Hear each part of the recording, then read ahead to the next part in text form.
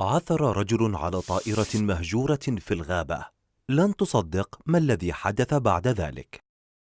هناك أشخاص يستطيعون تحويل أي شيء يقع في أيديهم إلى وسيلة مفيدة له، يمكن استغلال أدق التفاصيل لراحته. لدينا مثال على ذلك. بطل قصتنا والذي لم يعثر على شيء بسيط، بل عثر على طائرة قديمة متوقفة عن العمل.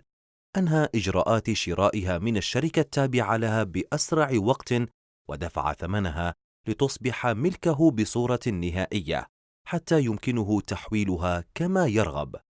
الآن لدينا سؤال لكم: من منكم لم يتمنى أن يعيش في منزل أحلامه؟ جميعنا حلمنا بمنزل خيالي، وبالنسبة لمعظمنا فإن منزل الأحلام هو منزل ذو تصميم داخلي فخم، وحوض سباحة كبير، وحديقة جميلة. لكن فكرة هذا الرجل عن منزل الأحلام مختلفة تماما. هيا نتعرف على بروس كامبل، والذي قضى 20 عاما للقيام بتحويل طائرة مهجورة إلى منزل أحلامه. قام بعمل الكثير من التعديلات والترميمات إلى أن أصبح واحدا من المنازل الرائعة التي ستدهشك حقا.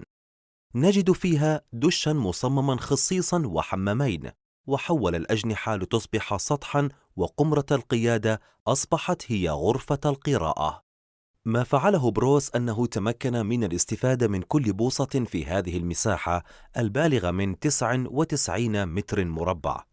بروس كامبل ليس برجل عادي، فهو عضو في منظمة AFRA أو رابطة إعادة تطوير الطائرات، وهي منظمة بها رجال مسؤولون عن إعادة تدوير الطائرات القديمة وإعادة استهلاكها.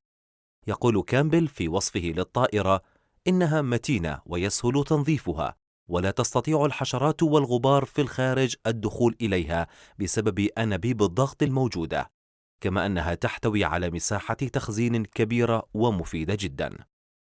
الآن ما رأيك في هذا المنزل؟ هل ترغب في أن تعيش في طائرة؟ بانتظار آرائكم، اكتبوها لي في التعليقات. إلى اللقاء في الفيديو القادم.